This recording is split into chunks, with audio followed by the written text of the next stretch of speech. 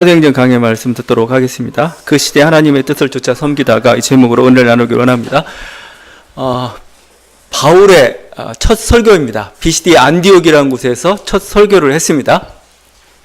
유대인 회당에서 설교를 했기 때문에 당연히 유대인 대상으로 해야 할 것입니다. 여러분이 보면 알겠지만 부름의 말이죠. 우리가 형제들이여 아니면 신사숙녀 여러분 이렇게 하는데 여기서 두 종류의 사람이 지금 언급이 되고 있죠. 이스라엘 아브라함의 후손과 함께 언급되는 게 있습니다. 하나님을 경외하는 사람들아, 그렇죠? 26절. 그리고 또 처음에 16절 시작하면서도 하나님을 경외하는 사람들아 이렇게 시작했습니다. 그러니까 지금 두 그룹이 있는 겁니다. 유대인 그룹이 있는 거고 하나님을 경외하는 사람들이라는 그 그룹이 있는 겁니다. 그들을 향해서 지금 설교를 하고 있어요. 이 하나님을 경외하는 사람들, 제가 좀 간헐적에도 말씀드린 것 같지만 이 사람 누구냐? 이 사람들은 이방인입니다. 이방인이지만 유대의 교로 개종하지 않고 하나님 말씀을 듣는 것, 하나님 말씀에 순종하는 것, 또 하나님께 예배하는 것이 좋아가지고 회당에 참여한 사람들입니다. 그러니까 정식 유대인들이 아니에요. 그러니까 선민이 아니죠. 그렇지만 하나님 신앙이 좋은 겁니다. 하나님 말씀의 순종을 너무 좋아가지고 이렇게 회당 예배 규칙적으로 참여해가지고 그런 사람들이죠. 바울이 보니까 그 사람들이 있는 겁니다. 그들을 향해서 이렇게 지금 설교를 하고 있죠. 이들을 우리가 보통 하나님 경외자 이렇게 표현합니다. 하나님 경외자. 하나님 경외하는 사람들을 그냥 줄여가지고 하나님 경외자. 그 영어가 더 재밌는데 God fearer라고 합니다. God fearer. 그러니까 하나님을 두려워하는 사람들 이런 뜻이죠. God fearer. 이 사람은 정말 어떤 순수한 사람들입니다. 그러니까 뭔가 유대인들은 혈통이기 때문에 태어나면서부터 믿는 가정에 태어났기 때문에 그냥 믿는 자연스러운 그런 게 아니고 자기는 원래는 몰랐는데 하나님을 알고 나니까 이분이 정말 신이고 이분 말씀대로 살아야 되겠다는 이렇게 아주 정말 신실한 또 순수한 사람들이죠. 뭔가 하나님을 믿어서 내가 어떤 그 유익이 떨어지고 뭔가 이득이 있고 기득권이 주어지고 그런 거 아닙니다. 그냥 순수하게 하나님 앞에서 살려는 사람들, 하나님 말씀을 순종하는 사람들이죠. 고넬료가 아마 대표적이죠. 고넬료가 대표적인 하나님을 경외하는 사람이었습니다. 그래서 하나님을 경외하는 사람 고넬료의 모습을 이렇게 표현했죠. 사도행전 10장 2절에 나왔던 말씀인데 그가 경건하여 온 집안과 더불어 하나님을 경외하며 백성을 많이 구제하고 하나님께 항상 기도하더니 하나님을 경외했다 이겁니다. 경외하는데 혼자만이 아니고 온 집안 사람들이 하나님을 두려워하며 하나님을 경외했고 그래서 뭐예요? 항상 기도하고 또 구제했다 했죠. 기도가 하나님 사랑이죠. 또 구제가 뭐예요? 이웃 사랑이죠. 그건 주님께 주신 하나님 말씀이죠. 그렇게 했다. 지금 이렇게 표현하고 있는 것이죠. 여러분이 하나님을 God fearer, 하나님을 경외하는 사람들, 좀 말도 멋있고 우리들도 그 하나님을 경외하는 사람들이 되었으면 좋겠습니다. 선지자들이 구약에서 막 누누이 외쳤던 게 여러 말씀들이 있지만 가장 핵심 중에 하나, 가장 중요한 것 중에 하나가 여호와를 경외하라 합니다. 여호와를 경외하라. 다른 말을 외치지 않았어요. 여호와를 경외하라 이겁니다. 여호와를 경외하라. 하나님 여호와를 두려워하라 입니다. 두려워하라. 아니 뭐 두려워하라는 말은 뭐예요? 두려워서 피하라는 말이 아니에요. 무서워서 피하라는 말이지 그런 말이 아니죠. 하나님을 두려워함으로 뭐예요? 하나님을 두려워하는 사람도 어떻습니까? 우상을 섬깁니까? 안 섬기죠. 하나님 두려워하는 사람이 어떻게 우상을 섬겨요? 우상은 가짜고 하나님 진짜 신인데 두려워서 거짓 신들은 섬길 수가 없는 거죠. 이게 하나님 경외의 그 모습입니다. 만약에 내가 우상을 섬기고 있습니다. 이 사람은 뭐예요? 성경에서 뭐라고 표현하냐면 무신론자라고 얘기합니다. 무신론자. 왜? 이건 하나님 믿지 않기 때문에 그런 거죠. 엉뚱한 거짓 하나님 믿기 때문에 그렇습니다. 내가 하나님을 두려워한다면 뭐 합니까? 악을 행하지 않죠. 왜냐하면 하나님이 악을 싫어하시는데 내가 어떻게 악을 행해요? 어떤 사람이 악을 행하고 있습니다. 이 사람은 하나님을 두려워하지 않는 사람입니다. 이 사람은 신을 믿지 않는 사람입니다. 그래서 제가 시편 19편인가요? 어떤 사람들은 하나님이 없다 합니다. 이렇게 표현합니다. 이스라엘 사람들 향해서 시편을 얘기하면서 다윗의 시편에서 하나님이 없다 합니다. 이렇게 얘기합니다. 어떻게 이 사람이 하나님 안 믿었는가? 아니요, 믿는 사람들이, 하나님 여호와를 아는 사람들. 근데 여호와가 주신 말씀을 두려움으로 삼가고 순종하지 않으면 뭐야? 하나님 안 믿는 사람이죠. 그들이 무신론자라니까요, 그들이. 그러니까 내가 신을 부정해서 무신론자가 아니에요. 내가 신을 안 믿는다. 물론 그도 무신론자죠. 그냥 그들 개념으로 따지면. 그렇지만 성경에서 무신론자 얘기할 때는 뭐예요? 하나님 말씀에 순종하지 않는 자들입니다. 악을 행하는 자들이 무신론자들이에요. 그건 하나님을 경외하지 않는 거죠. 하나님을 두려워하는 사람은 이웃을 사랑합니다. 이웃을 섬깁니다. 왜 그러죠? 이웃에게 선을 행하죠. 왜 그러죠? 하나님 그걸 기뻐하니까. 하나님 그걸 명령하시니까. 만약 이웃을 사랑하지 않아요, 그건 하나님의 말씀을 가볍게 대하는 사람이죠. 이게 그래서 모든 게 구약의 모든 말씀은 여호와를 경외하라 그 한마디에 달려 있습니다. 하나님 제대로 두려워하는 사람은 뭐예요? 우상을 섬기지 않습니다. 십계명대로 살 수밖에 없어요. 하나님 두렵기 때문에. 구약에서 그랬을 뿐만 아니라 여러분 우리 종교 개혁자들도 하나님 경외의 사상 이걸 가장 어떻게 보면은 핍받기 또 아니면 말씀을 들고 나아갈 때 가장 붙잡았던 게 하나님 경외였습니다. 그것을 다른 식으로 표현했죠. 종교개혁 시대는 하나님 앞에서라고 해서 하나님 앞에서 유명한 코람데오입니다. 코람데오. 하나님 앞에서의 신앙입니다. 하나님 앞에서. 항상 그들은 뭐예요? 하나님 앞에서. 여러분 하나님 앞에서라는 걸 우리가 알기 위해서는 반대를 생각하면 되는 겁니다. 인간 앞에서, 왕 앞에서, 권력 앞에서, 황제 앞에서. 그게 아니라는 겁니다. 나는 지금 하나님 앞에 서 있다는 하나님 앞에 서 있다는 거예요. 그래서 절대 인간 앞에 서는 것, 인간 법정에 서는 것, 황제의 권력 앞에 서는 거에 대해서, 교황의 권력 앞에 서는 거에 대해서 두려워하지 않았어요. 더 두려운 건 뭐예요? 내가 하나님 앞에서 제대로 서 있는가? 그래서 루터가 항상 얘기했던 게 양심이었습니다. 양심. 이 양심이라는 게 뭔지 알아요? 양심? 내 양심과 이성이라는 표현을 루터가 가장 많이 사용합니다. 양심과 이성은 뭐예요? 이게 지성소예요. 사실은 내가 이 양심이란 내 마음 아니면 이성이란 이곳에서 하나님을 뵙기 때문에 그래요. 그래서 내 양심과 이성에 비추어서 나는 이 일을 할 수 없습니다라고 얘기할 때 그 의미는 뭐예요? 나는 하나님 앞에서 합니다. 하나님 앞에서 거짓을 행할 수 없습니다. 하나님 아닌 거 내가 따라갈 수 없습니다. 이렇게 얘기하는 거죠. 오늘날에도 있죠. 오늘날은 비슷한 개념이지만 오늘날은 뭘까? 오늘날 비슷한 하나님 경외 사상을 드러낸 단어가 있어요. 뭔가 했더니 예수 잘 믿으세요. 예수 잘 믿으세요. 예수 믿으세요가 아니고 예수 잘 믿으세요. 예수 잘 믿으세요. 이렇게 요즘 한국 교회나 기자들이 많이 이렇게 좀 여러 가지 타락한 모습, 뭔가 일탈된 모습도 많이 보여가지고 계속 비판을 받죠. 근데 그 비판 중에 가장 뼈아픈 비판이 하나가 있습니다. 어느 목회자가 굉장히 권력을 추구하고 물질에 대한 탐욕 같은 걸로 해가지고 교회나 사회에 무리를 일으켰습니다. 그런데 댓글이 뭐라고 나온지 아세요? 예수 잘 믿으세요. 이렇게 써놨어요. 예수 잘 믿으세요. 그러니까 이게 제대로 못 믿고 있다는 거죠.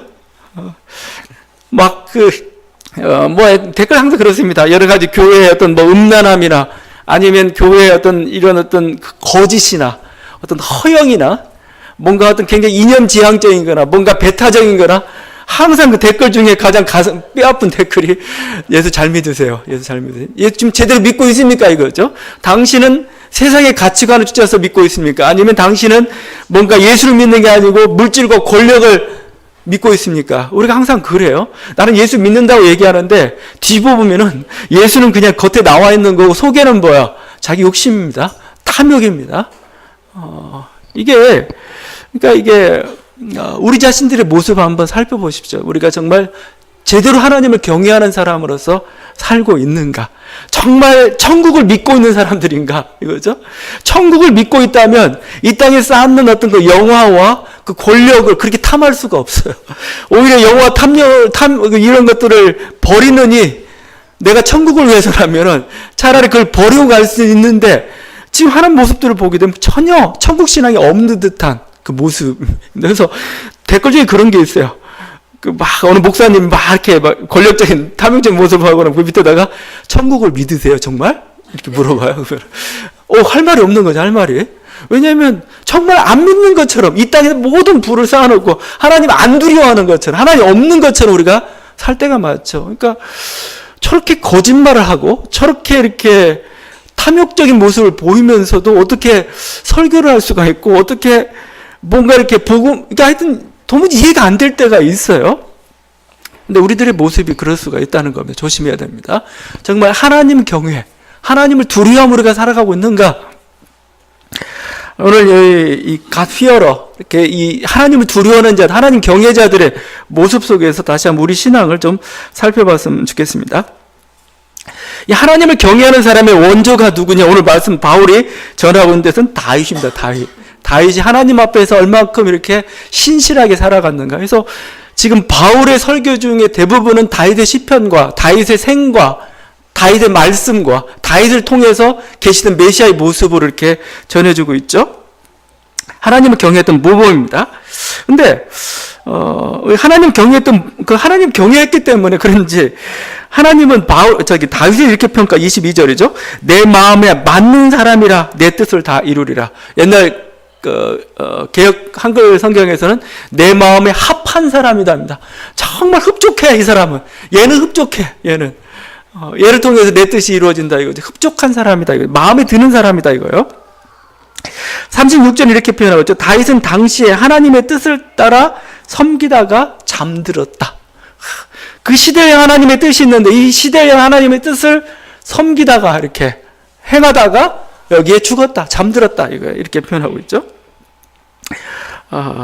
굉장한 하나의 묘비명이라고 할 수 있을 겁니다. 여기 당시에라고 하죠. 당시에는 원래 원문을 따지면 자신의 시대입니다. 자신의 세대, 자신이 사는 날 동안, 이거죠. 그 시대를 향한 그때 하나님의 뜻이 있고 그것을 행하며 섬기며 이렇게 살아갔다, 이렇게 표현하고 있는 겁니다.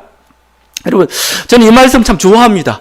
그 시대에 하나님의 뜻을 섬기다가 이렇게 섬겼다, 이거죠. 이게 하나님 말씀이란 건 영원하죠. 근데 하나님 말씀은 영원한데 이 말씀이 땅에 떨어질 때는 조금씩 달라요. 좀 달라요. 그러니까 하나님 말씀은 영원하지만 이 말씀이라는 게 이 땅에 하나의 어떻게 보면 이 세상에 이렇게 떨어질 때는 뭐예요? 이 시대에 어떻게 보면은 사실은 왜 그럴까 보면은 사실 이 세대가 좀 변질되었기 때문에 그래요. 이 세대가 하나님 뜻으로부터 벗어졌기 때문에 이 세대가 변하고 다양한 모습 하나님 뜻으로부터 벗어졌기 때문에 말씀이 떨어지게 되면 뭐예요? 그 말씀이라는 게 좀 다양한 모습으로 나타납니다. 그래서 우리는 다른 식으로 표현합니다. 그것을 시대적 과제라고 합니다. 시대적 과제. 그 시대마다 하나님의 뜻이 있어요. 하나님 말씀은 영원하지만 인간이 그걸 다 수용 못하고 있기 때문에 그 뜻대로 살지 않고 있기 때문에 그 시대마다 다른 하나님의 뜻이 나타날 수밖에 없다는 겁니다. 그 시대를 향한 하나님의 뜻이 있다는 거죠. 저는 그래서 목회자가 누구냐 이거요. 설교자가 누구고 신앙인이 누구냐면은 이 하나님의 뜻을 헤아리는 사람입니다. 우리 시대를 향한 하나님의 뜻은 무엇이냐 이거죠. 이 시대를 향한 하나님의 뜻은 무엇인가. 어떻게 보면은 바람을 재는 사람들입니다. 바람이 어느 방향으로 불어? 비가 올 것 같아. 이건 어떻게 보면 지금 지금 상황이 어때? 폭풍이 불 것 같고, 날이 맑을 것 같고, 바람을 재는 사람들인데, 설교자 사실은 그런 사람들입니다. 하나님의 바람이 지금 어떻게 불고 있는가 하죠? 우리가 하나님의 성령이라고 하죠. 루하흐라고 하죠. 루하흐. 루하흐는 바람입니다. 바람인데, 하나님의 바람이 샥 불어요. 그건 뭐죠? 그 바람이 부는 방향을 우리 잘 체크를 해야 됩니다. 무슨 뜻인가? 헤아려서 그것을 전달하는 사람들, 이게 설교자였고 사실 선지자들입니다. 선지자들. 그래서 하나님의 영에 취한 사람들, 이 사람들이 누구요? 그 시대를 향한 하나님의 뜻에 취한 사람들이죠. 그래서 행했던 그 사람입니다. 여러분, 이 하나님의 뜻이라는 게 달라요. 그러면 성전을 세우는 게 하나님의 뜻입니까? 폐하는 게 하나님의 뜻입니까? 그건 그때마다 달라요. 그래서 제가 시대적 과제라는 뜻을 쓰고 있습니다. 성전을 세우는 게 하나님의 뜻일 때가 있습니다. 솔로몬 시대죠. 솔로몬 때 하나님 성전을 세우는 게 하나님의 뜻입니다. 성전을 세운 게 하나님의 뜻일 때가 있어요. 언제냐? 여러분, 학개와 스가랴 시대입니다. 학개와 스가랴는 하나님 성전 세우라고 외치고 다닙니다. 니네 집 짓기 전에 먼저 성전부터 세우라고 막 얘기합니다. 그런데 성전을 무너뜨려야 될 때가 있습니다. 언제입니까? 예레미야가 그걸 캐치했죠. 이건 하나님의 전이 아니다 합니다. 이 성전 무너질 거라 얘기했어요. 무너질 거라 얘기했어요. 어떤 게 옳아요? 다 옳아요. 근데 뭐가 틀려요? 시대가 틀려요. 지금 성전을 세워야 될 때인가? 성전을 무너뜨려야 될 때인가? 여러분이 하나님 말씀 읽을 때 그 시대를 분별을 하셔야 된다는 겁니다. 그래야 하나님 뜻 합당한 사람이 될 수가 있어요. 제가 그냥 단순한 얘기 아니죠? 여러분, 그 예배를 회복해야 될 때가 있죠. 예배를, 호세아는 예배 회복을, 온전한 예배, 순결한 예배 회복을 외쳤습니다. 그리고 말라기도 마찬가지입니다. 말라기 선지자도 니네 12조 제대로 드리고 뭐 전부 예배 그냥 그렇게 허술하게 드리지 말라고 막 이렇게 책망하면서 예배 회복을 외쳤습니다. 그런데 예배를 허물어야 될 때가 있습니다. 예배보다 예배 필요 없어. 정의를 세워. 언제죠? 아모스와 미가 선지자죠.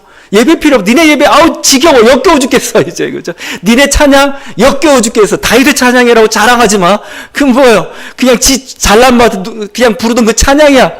아주 심하게 얘기했어요. 아모스는 그냥 너의 찬양 역겹다 이겁니다. 너의 드린 제사 역겹다 이겁니다. 오히려 정의를 행해라. 이웃을 사랑해라 이거죠. 이게 그러니까 이건 예배를 폐하는 거죠. 여러분 하나님 뜻이라는 걸 잘 분별해야 돼요. 여러분 시온은 예루살렘을 상징하죠. 시온을 지켜야 될 때가 있고 시온을 무너뜨려야 될 때가 있어요. 시온은 하나님께서 지키신다. 시온은 절대 망하지 않는다. 이사야 선지자가 그렇게 외쳤습니다. 이 아수르고박 제국이 몰려들 때 이 시온을 지키는 하나님의 뜻이고 이 시온은 절대 망하지 않는다 이겁니다. 결국 망하지 않았어요. 그런데 예레미야 선지자는 반대로 외쳤죠. 이 시온은 망한다 이거죠. 이 시온은 철저히 무너질 것이다. 회파될 것이다 이거죠. 그건 뭡니까? 하나님의 뜻을 여러분. 그래서 여러분이 시온을 이렇게 무너뜨려야 될 때 하나님의 뜻이 있는데 갑자기 와가지고 시온을 세우는 게 하나님 뜻입니다. 성경에 있긴 있어요. 근데 맞습니까? 하나님 뜻입니까? 잘못 잡았습니다. 사실 그래서 예레미야가 싸웠던 사람들이 누구요? 시온은 망하지 않는다는 세력들하고 싸웠어요. 예레미야는 시온은 망한다 했습니다. 하나님 뜻 이미 정해졌고 받아들여라 그랬는데 안 망한다. 하나님 보호하신다. 얼마나 그럴듯해요? 근데 이건 아니었습니다. 그 시대를 향한 하나님의 뜻이 아니었어요. 여러분이 우리가 그래서 항상 성령 안에서 깨어있고 그냥 이 성서가 다가 아니고 성서 속에서 말씀을 봐야 돼요. 말씀. 하나님 말씀이 뭐라고 하는가 우리가 귀를 기울여야 되는 거고 거기에 순종해야 되는 거. 그게 진정한 말씀인 겁니다. 또 이런 것도 있습니다. 이스라엘의 어떤 그 정통성과 선미를 강조해야 될 때가 있습니다. 이게 순수한 게 좋다. 에스라 느헤미야 시대입니다. 야, 이건 우리 순수성을 보존해야 된다. 그래서 막 족보도 나오고 결혼해서 막 이방인들 다 쫓아내버리고 우리 순수한 이스라엘 혈통들 정통성을 확보해야 된다. 오라스 하나님 뜻이었습니다. 그게 답니까? 요나서는 다른 얘기하고 있어요. 니네 그냥 저건 완전히 그 민족주의다 이거죠. 이건 하나님 뜻과 어긋난다. 하나님 모든 만민을 모든 생명을 다 사랑하신다. 이방 민족도 사랑하시고 이방 민족 기르고 있는 동물들도 하나님께서 사랑하신다. 요나 선지자의 메시지잖아요. 여러분. 그래서 그 시대를 향한 하나님의 뜻이 있어요. 그러니까 우리들이 그걸 잘 캐치하고 거기에 순종하고 할 때 제대로 된 하나님 마음에 합한 사람이고 이 사람이 정말 하나님을 경외하는 사람들인 겁니다. 근데 그렇지 않고 엉뚱한 걸 붙잡고 있어요. 물론 성경에 있다고 얘기하면서 사실은 하나님을 경외하는 사람이 아니고 자기 욕심을 숭배하는 사람입니다. 자기 이성과 자기 경험 그걸 숭배하는 사람이죠. 항상 하나님 말씀 앞에 우리는 항상 두려워야 돼요. 왜냐하면 이게 내 생각이 맞는지 항상 점검해 봐야 돼요.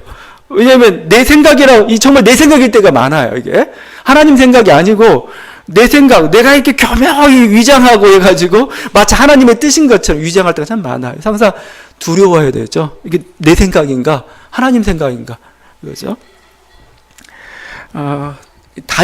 다윗은 정말 하나님 합한 사람으로서 그 통일 시대죠. 남북 통일 시대 1호라는 그 하나님의 뜻을 주셔서 그 뜻을 섬겼습니다. 그대로 순종하고 그런 인격으로 살아갔던 거죠. 사울은 좀 왕이었지만 사실은 하나님의 뜻에 잘 민감하게 파악하지 못했던 사람이고 여기 좀 부족했던 자기만을 위해서 살았던 그런 사람이었던 것 같아요. 여러분 각 시대마다 여러분이 그것을 파악하고 나가는 것 저는 이게 필요합니다. 그래서 교회도 저는 필요하다고 생각해요. 교회도 그 시대를 향한 하나님의 뜻이 있습니다.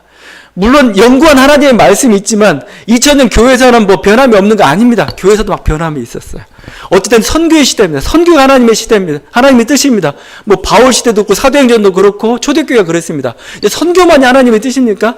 아닙니다. 어느 때는 선교가 아니고 성결이다. 프란치스코의 운동이죠. 성결.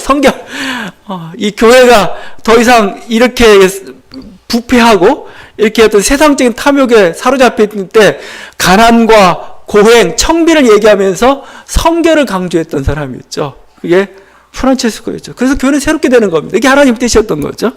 또 어느 시대는 교회를 세우는 게 아니고 교회를 완전히 무너뜨려라. 교회를 완전히 산산조각 내라. 종교개혁이었습니다. 종교개혁.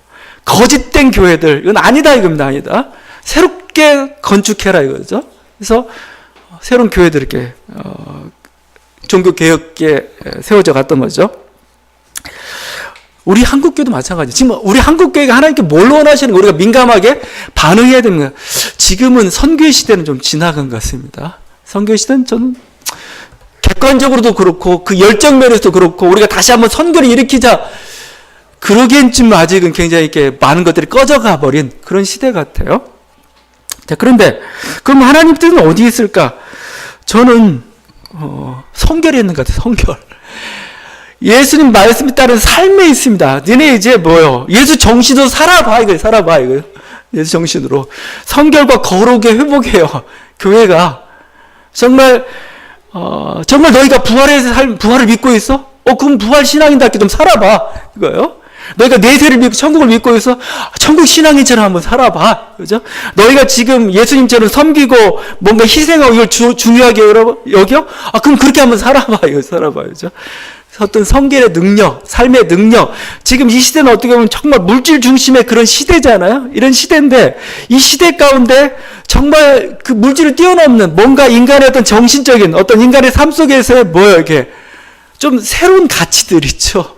그걸 이 시대는 보여주길 원하는데 교회가 그 사실은 보여줘야 되는 거죠. 이게 우리들의 어떤 그 모습들입니다. 근데 이런 하나님의 부르심이랄지 뜻을 우리가 보면서 거기에 잘 순종해서 가야 되는데 그렇지 않고 엉뚱하게 아직도 계속 선교만 얘기합니다. 교회 안에 성결과 거룩을 얘기하기보다는 선교만 얘기하고 그 다음에 또 뭐예요? 요즘 뭐 항상 나오는 게 이슬람 동성애. 이건 제가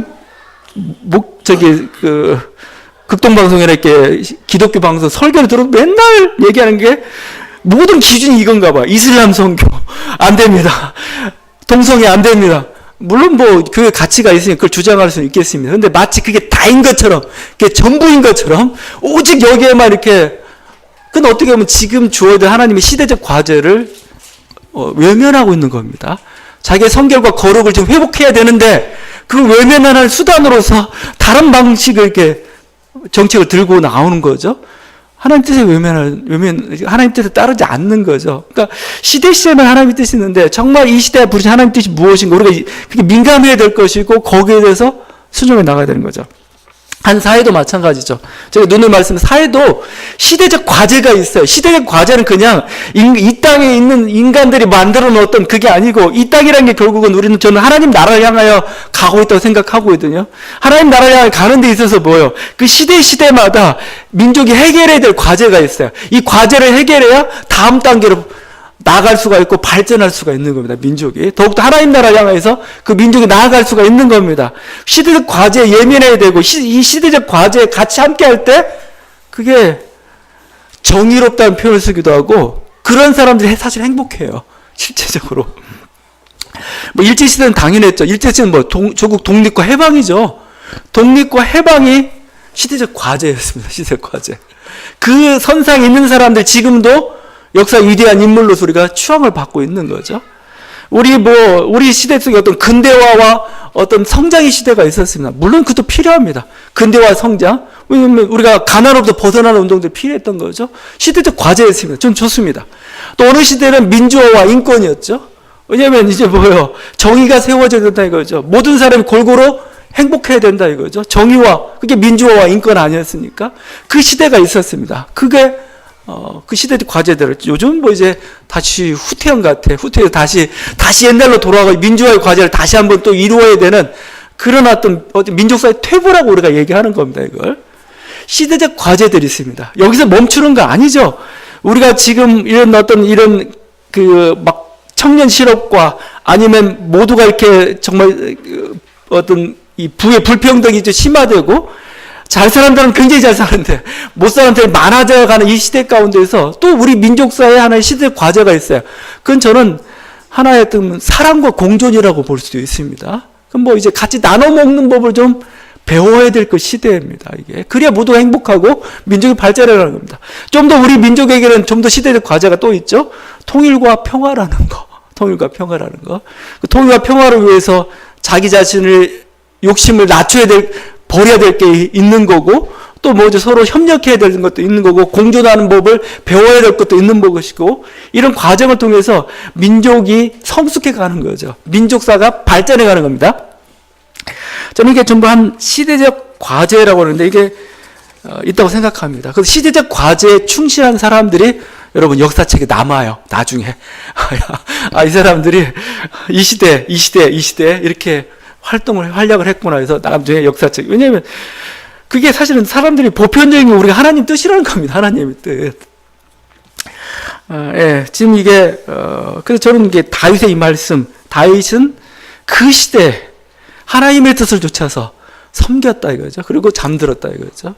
우리도 필요한 게 바로 이 모습이라 생각합니다. 바로 예수님을 통해서 이제 새로운 시대가 열렸죠. 새로운 시대가 열렸습니다. 부활의 시대입니다. 부활의 시대인데 아직 그 낡은 것에 이렇게 갇혀가지고 그걸 못 보고 있는 겁니다. 예수님 부활하고 부활의 시대를 또 예수 그리스도를 통해서 새로운 어떤 그 선교의 시대를 주님께서 열어 가시는데 유대인들이 그걸 못 보고 있어요. 왜? 자기의 낡은 고집, 어떤 그 자기의 전통, 자기 욕심에 매여 가지고 못 보는 거죠. 부활의 시대입니다. 부활의 시대. 지금은 예수 그리스도 통해서 부활의 시대가 열어졌죠. 그들은 뭐요? 예수 그리스도를 보지 못하고 새 시대를 열어가는 예수 그리스도를 보지 못하고 죽였고 십자가를 못 박았지만 하나님께서는 뭐요? 그를 3일 만에 일으키셨습니다. 그 시신을 썩지 않게 하셨다고 오늘 말씀하고 있죠. 그럴 뿐만 아니라 예수 그리스도를 믿는 우리들도 뭐죠? 장차 그 시대에 참여할 것을 우리는 그 부활의 시대에 참여할 거 우리는 믿는 그런 사람들입니다. 이게 그래서 어떻게 보면은 이 교회라는 공동체는 부활의 공동체입니다. 부활의 공동체. 부활을 증언하는. 그래서 바울도 그렇고 지금 모든 초점이 어디가 있느냐? 베드로의 설교도 그렇고 초대교회 설교가 어디가 있느냐? 다 부활에 가 있습니다. 부활. 예수 그리스도는 부활하셨다 이겁니다. 부활하셨다. 그분 죽으시지 않고 부활하셨다. 좀 더 하나 덧붙이면 뭐죠? 우리도 부활할 것을 믿습니다. 이거죠. 이 부활의 공동체인데 사실은 예수님이 부활했다는 말을 우리는 신나게 떠들지만 세상 사람들은 잘 믿지 못하죠. 그거 2000년 전 사건이고 어떻게 과학적으로 사실은 과학적으로 검증하기 좀 어려운 사건입니다. 죽었던 자가 어떻게 부활해? 좀 어렵죠. 또 우리는 죽음으로 끝나지 않고 죽음 이후에 부활의 세계가 있는 걸 믿습니다. 다른 식으로 보면 천국신앙이라도 할 수도 있습니다. 이 몸을 입고 가는 게 부활의 세계고, 그게 바로 천국신앙이죠. 근데 천국신앙이 사실은 검증하기 어려워요. 왜냐면 죽어봐야 아는 거고, 우리들이 신념인데, 이걸 어떻게 검증합니까? 근데 검증하는 방법이 하나가 딱 있습니다. 그건 뭐냐면은 다른 게 아닙니다. 과거도 아니고, 미래도 아니고, 현재죠. 현재 교회가 뭐죠? 부활의 삶을 살아야죠. 부활의 삶. 정말 죽음 앞에서 절망하는 그게 아니고, 죽음 앞에서 두려워하는 게 아니고, 죽음의 노예가 돼서 사는 사람들이 아니고, 이 땅에 매여 사는 사람들이 아니고, 뭐요? 정말 뭐요? 죽음의 그 공포로부터 벗어난 사람들, 기뻐하는 사람들, 오히려 죽음을 소망하는 사람들, 뭐죠? 이 땅이 가지고 있는 어떤 세상의 권력에 대해서 두려워하지 않고 살아가는 사람들, 어떠한 형편이든지 감사하며 기뻐하는 사람들, 그 삶의 모습들이죠. 그 삶의 모습들이 뭐예요? 바로 그게 증거예요, 증거. 그래서 교회는 그리스도의 몸이라고 하죠. 좀 몸이 맞다고 생각합니다. 왜냐하면 교회는 그리스도는 안 보여요. 그리스도가 했던 어떤 말씀이나 그걸 알 수가 없습니다. 그럼 어떻게 하느냐? 교회를 통해서 알아요. 교회가 보여주지 않으면은 부활은 없는 겁니다. 여러분이 부활의 삶을 살지 않는데 어떻게 부활이 있다고 증거를 해줘요? 수천 년 동안 수많은 사람들이 교회라는 이 공동체를 통해서 부활의 삶을 보여줬어요. 그래서 부활은 있는 겁니다. 우리는 그걸 믿는 거고, 이제 현대 교회들도 이제 뭐 이 부활의 삶을 좀 살아가라 이겁니다. 우리들 삶 속에 너무나 죽음이라는 것, 너무나 이 세상이라는 것, 이 세상에 속한 것이라는 게 얼마나 강력하게 우리를 붙잡고 있는지 몰라요.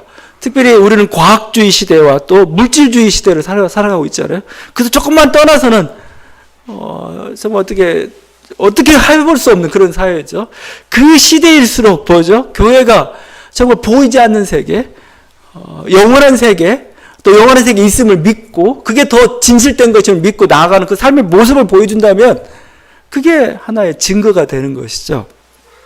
바로 이런 부활의 시대, 믿음의 시대를 주님께서 열어가셨고 교회는 바로 그 시대 증언자들입니다. 근데 아직도 믿지 않는 사람들 있죠. 이 부활의 주를 믿는 자들에게 주어지는 은혜가 있죠. 그게 바로 죄사함의 은혜죠. 39절입니다. 모세율법으로 너희가 의롭다 하심을 얻지 못하던 모든 일에도 이 사람을 힘입어 믿는 자마다 의롭다 하심을 얻었다. 이거죠. 어렵다. 여러분, 죄사함, 의롭다함 뭐 이렇게 하니까 너무 어렵게 생각하지 마십시오. 내가 의롭다 하니까 내가 갑자기 성자가 되고 내가 갑자기 막 도인이 되고 그런 게 아니에요. 그런 게 아니고 죄사함과 의롭다는 말은 무엇과 관련되냐? 하나님 백성이 된다 이거예요. 하나님 자녀가 된다 이겁니다. 하나님. 너희가 하나님 자녀. 너 이제 하나님과 대화할 수 있어. 하나님 예배할 수 있고 하나님 너희 기도를 들으시고 너희도 하나님께 기도할 수 있어. 그런 사랑의 관계를 맺게 돼. 이게 죄사함이고 의롭다함입니다. 왜냐하면 하나님은 거룩한 분이기 때문에 죄가 있으면 그분께 못 가요. 하나님의 앞에 선 사람들은 그냥 의로운 거예요. 왜 모세가 선 땅이 거룩합니까? 하나님 계시기 때문에 그런 거 아니겠어요? 여러분은 거룩해요. 왜 거룩해요? 여러분이 도덕적인 성품이 문제가 아니고 여러분이 거룩한 건 뭐예요? 하나님이 여러분 앞에 하나님 앞에 여러분을 세웠기 때문에 그래요. 받아주셨기 때문에 그렇다는 거예요. 그게 의롭다는 겁니다. 그럼 누가 하나님 앞에 설 수가 있는가? 오늘 말씀이죠. 예수 믿는 자들이라는 겁니다. 누가 구원을 받을 수 있는가? 예수 믿는 자들이라는 겁니다. 여러분 613가지나 되는 그런 모세 율법을 지켜서 내가 하나님 앞에 설 수 있는가? 아니라는 겁니다. 예수를 믿을 때 가능하다는 겁니다. 여러분 우리 보통 가지고 있는 막 그 깃털보다 더 가벼운 어떻게 보면 내 양심에 그런 어떤 무게가 그렇게 가벼워야 깨끗해야 내가 하나님 앞에 설 수 있는가? 아니라는 겁니다. 예수를 믿어야 선다고 지금 말씀하고 있습니다. 내가 면벽하고 내가 고행하고 내가 자기를 부정하고 극단적인 수도를 통해서 내가 하나님 앞에 설 수가 있는가? 아니라는 겁니다. 예수를 믿기만 하면 된다는 거예요. 내가 어떤 능력이나 어떤 성물이나 아니면 내가 어떤 희생이나 내가 어떤 공양미 300석의 정성이나 그걸 들여야 내가 하나님 앞에 설 수가 있느냐? 아니라는 겁니다. 예수를 믿기만 하면 된다 이거죠. 그래서 참으로 놀라운 소식이죠. 놀라운 소식인데 사람들이 잘 안 믿어요. 14절에 내가 너희 때를 당하여 한 일을 행할 것이니 사람이 너에게 일러줄지라도 도무지 믿지 못할 일이다 이거죠. 우리 주님께서 하나님의 자녀가 되는 길을 하나님 백성이 되는 길을 구원을 받는 길을 열어주셨어요. 아주 손쉬운 길입니다. 예수 그리스도를 믿기만 하면은 하나님께서 새롭게 모든 사람, 어떻게 보면 거기에는 하나님께서 모든 사람이 구원받기를 원하신 하나님의 뜻이 담겨 있습니다. 복잡하게 이제 너희가 구원의 길을 가지 말고 이제 아주 단순하게 아주 쉬운 길 주겠어. 나 믿는 거야. 예수 믿는 거야. 믿기만 하면 돼. 그 길 그냥 열어주신 거죠. 여러분, 이 부름 앞에, 이 시대 앞에, 이 하나님의 뜻 앞에, 이 하나님의 마음 앞에 바울은 그 마음을 알았던 사람이고 또 뭐죠? 초대교회는 하나님을 경외하는 사람들은 그 예면한 하나님의 그 시대를 향한 하나님의 인도하심에 대해서 그들이 눈이 떴던 사람들입니다. 그걸 보았던 사람들이죠. 여러분 다시 한번 우리에게 주어지는 그 놀라운 은혜들, 그리스도를 통해 주어진 이 놀라운 은혜들입니다. 다시 한번 우리가 은혜 앞에 언제 서기를 원하고 또 그 시대마다 하나님께 주시는 그 놀라운 그 하나님의 시대적인 어떤 뜻을 섬기는 저와 여러분 간절히 바랍니다. 같이 기도하는 시간 갖도록 하겠습니다.